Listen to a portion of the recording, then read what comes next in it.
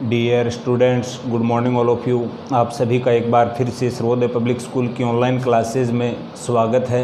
प्यारे बच्चों, अपन पढ़ रहे थे अपनी पुस्तक का जो फर्स्ट पार्ट है उसके संबंध में। तो उसमें अपन ने जो स्टार्ट कर रखा था वो थर्ड यूनिट कर रखा था।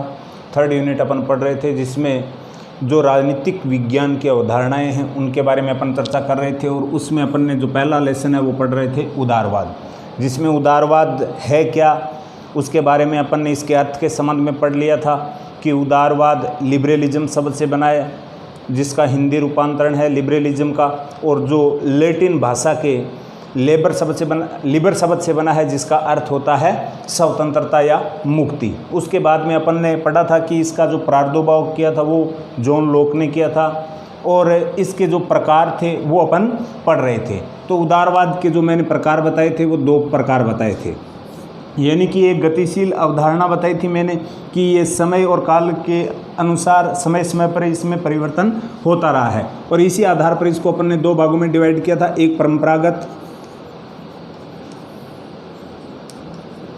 उदारवाद, जिसको अपन ने शास्त्रीय उदारवाद भी कहा था, इसके संबंध में अपन पिछली कक्षा में पढ़ चुके हैं। और जो दूसरा प्रकार है वो है आधुनिक उदारवाद। आधुनिक उदारवाद, और आधुनिक उदारवाद को मैंने बताया था इसको सकारात्मक उदारवाद भी बोलते हैं। सकारात्मक उदारवाद, और इस आधुनिक उदारवाद का जो प्रवर्तक माना जाता है वो माना जाता है जॉन स्टुअर्ट मिल को। जॉन स्टुअर्ट मिल को, जिन्होंने 19वीं शताब्दी में जो परंपरागत उदारवाद था उसका रूप परिवर्तित किया और उस किस में ले गया था, सकारात्मक उदारवाद। आज अपन पढ़ेंगे इस आधुनिक उदारवाद के संबंध में कि आधुनिक उदारवाद है क्या। आधुनिक उदारवाद है वो एक लोक कल्याणकारी राज्य की स्थापना पर क्या देता है, बल देता है। यानी कि आधुनिक उदारवाद लोक कल्याणकारी राज्य की स्थापना पर बल देता है। और इसी के साथ जो उदारवाद, जो आधुनिक उदारवाद है, लोक कल्याणकारी राज्य की स्थापना के बल के साथ व्यक्तियों को पर्याप्त मात्रा में अवसर मिलने चाहिए, और पर्याप्त मात्रा में अवसर मिलते हुए उनके सर्वांगीण विकास पर बल देता है। यानी व्यक्तियों के सर्वांगीण विकास पर बल देता है। क्योंकि अपन ने अच्छे से देखा था जो परंपरागत उदारवाद है वो केवल और केवल किसका पक्ष लेता था, पूंजीपतियों का पक्ष लेता था। पूंजीपतियों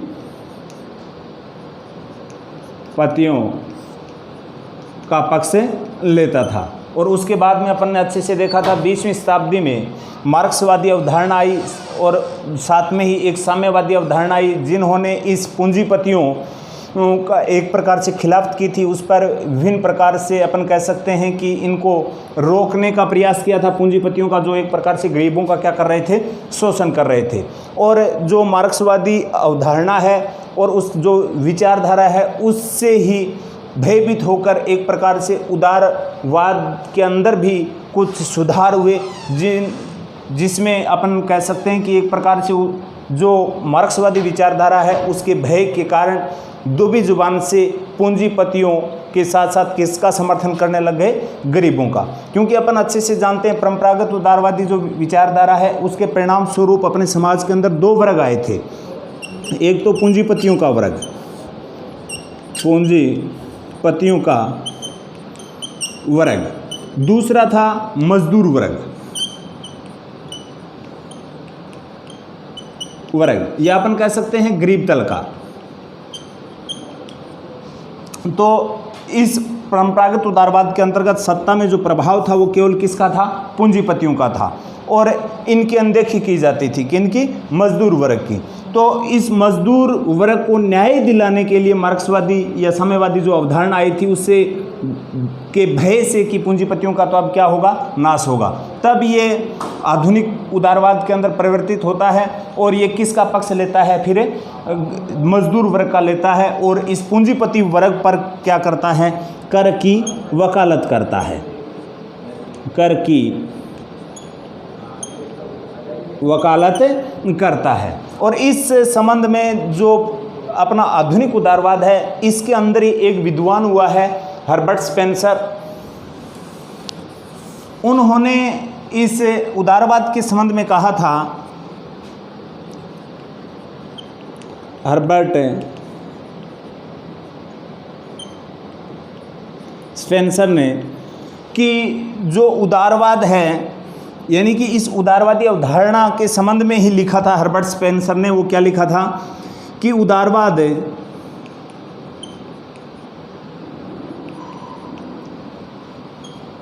वर्तमान समय में, जो 19वीं शताब्दी में ये बात लिखता है, 18वीं 19वीं शताब्दी में, उदारवाद वर्तमान में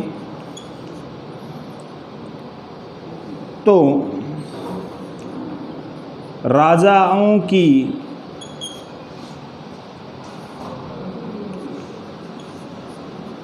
निरंकुशता को रोकने का कार्य कर रहा है, परंतु भविष्य में उदारवाद व्यवस्थापिकाओं की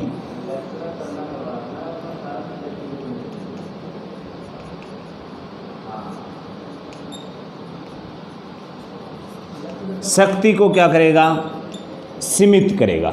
ये बात 1832 से 80 के बीच में जो काल रहा था हर्बर्ट स्पेंसर का, उस समय हर्बर्ट स्पेंसर ने उदारवाद के संबंध में लिखी थी कि वर्तमान में जो उदारवाद जो कार्य कर रहा है, वो कर रहा है राजा महाराजाओं की जो निरंकुशता है, या अपन कह सकते हैं उनकी जो कार्य शक्ति है, उसको सीमित करने का कार्य कर रहा है। लेकिन जो आगे भविष्य के अंदर उदारवाद है, वो जो व्यवस्थापिकाएं होंगी उनकी शक्ति को क्या करेगा, सीमित करेगा। तो इस प्रकार से जो रूप परिवर्तित अपने को देखने को मिला उदारवाद, अर्थात अपन कह सकते हैं लिबरलिज्म का, वो नकारात्मक से एकाएक किस में परिवर्तित हो गया, सकारात्मक के अंतर्गत, जिसमें एक प्रकार से लोक कल्याणकारी राज्य की स्थापना पर बल देता है। जो आधुनिक उदारवाद है उसकी जो विशेषताओं के संबंध में अपने सामने उभर कर आता है। तो अब देख लेते हैं अपन उदारवाद की जो विशेषताएं हैं उनके संबंध में। आधुनिक उदारवाद की विशेषताएं। आधुनिक उदारवाद है वो एक प्रकार से राज्य को क्या मानता है, कृत्रिम संस्था मानता है।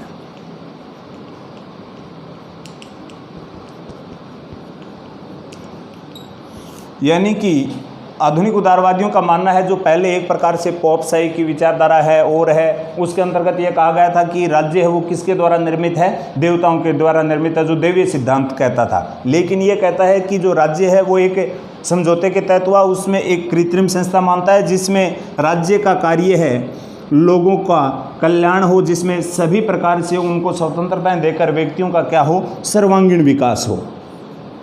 यानी व्यक्तियों के सर्वांगीण विकास पर बल देता है। और साथ में ही अपन ने देखा था पूंजीपतियों पर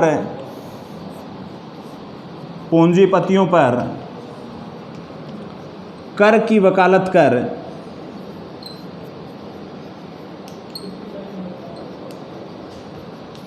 मजदूर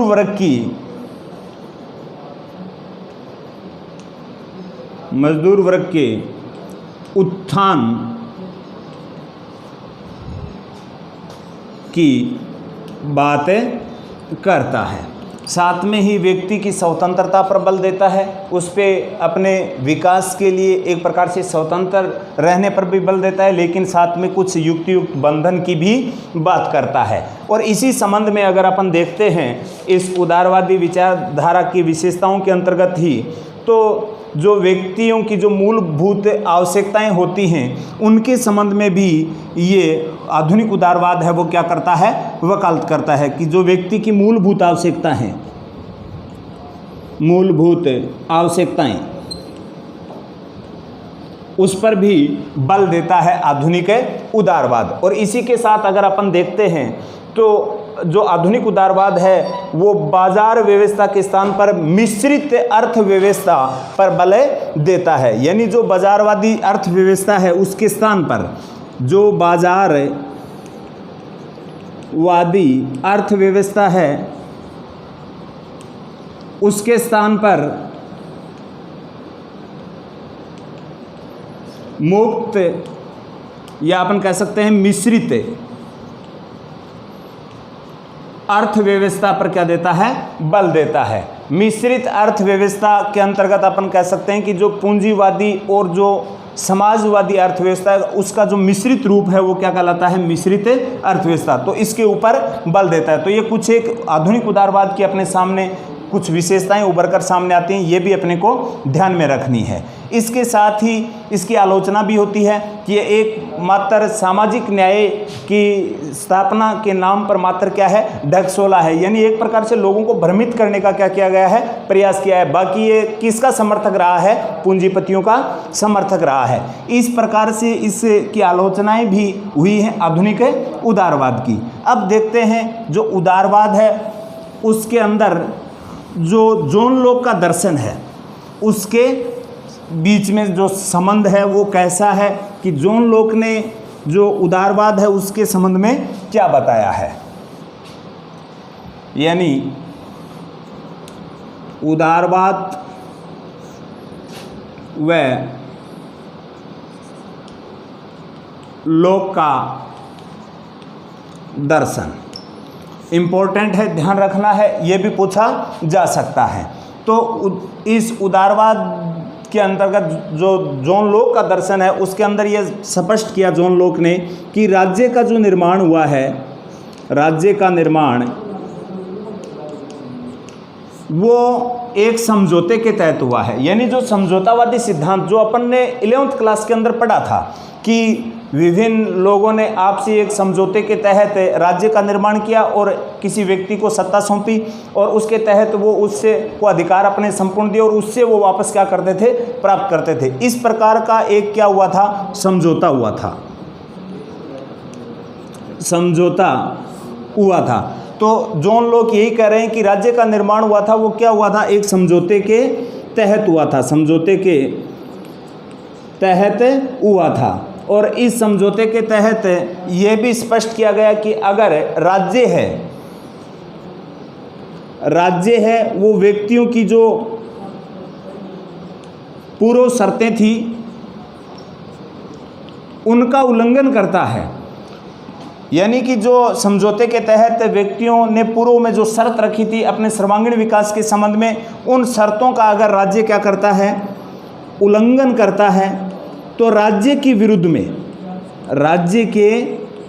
में यानी राज्य के अपोजिट व्यक्ति क्या कर सकता है, विद्रोह कर सकता है, व्यक्ति विद्रोह कर सकता है, यानी सत्ता के विरुद्ध में विद्रोह कर सकता है। लेकिन जो दैवीय सिद्धांत था इसके बिल्कुल अपोजिट था कि जो राज्य का निर्माण है वो देवताओं ने किया है, जो राजा है वो किसका प्रतिनिधि है, देवताओं का प्रतिनिधि है। और जो राजा होता है या अपन कह सकते हैं जो शासक होता है उसके आदेश किसके आदेश हैं, देवता के आदेश या अपन कह सकते हैं भगवान के आदेश हैं। ऐसा देवी सिद्धांत के अंतर्गत माना जाता था। लेकिन ये समझौतावादी सिद्धांत इसके बिल्कुल क्या है, अपोजिट है। क्योंकि देवी सिद्धांत के अंतर्गत कोई भी व्यक्ति राज्य या शासक के विरुद्ध बोल नहीं सकता था। लेकिन इस समझौतेवादी सिद्धांत के तहत ये स्पष्ट किया गया कि जो व्यक्तियों ने पूर्व में समझौते के तहत जो शर्त रखी थी उन शर्तों का अगर राज्य किसी भी प्रकार से उल्लंघन करता है तो व्यक्ति को पूर्णतः स्वतंत्रता है कि उसके विरुद्ध क्या कर सकता है, विद्रोह कर सकता है। ऐसा उदारवाद के अंतर्गत जॉन लॉक का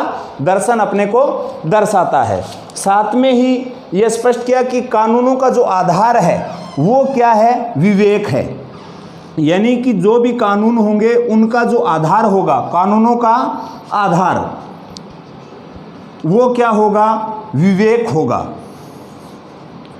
विवेक होगा, न कि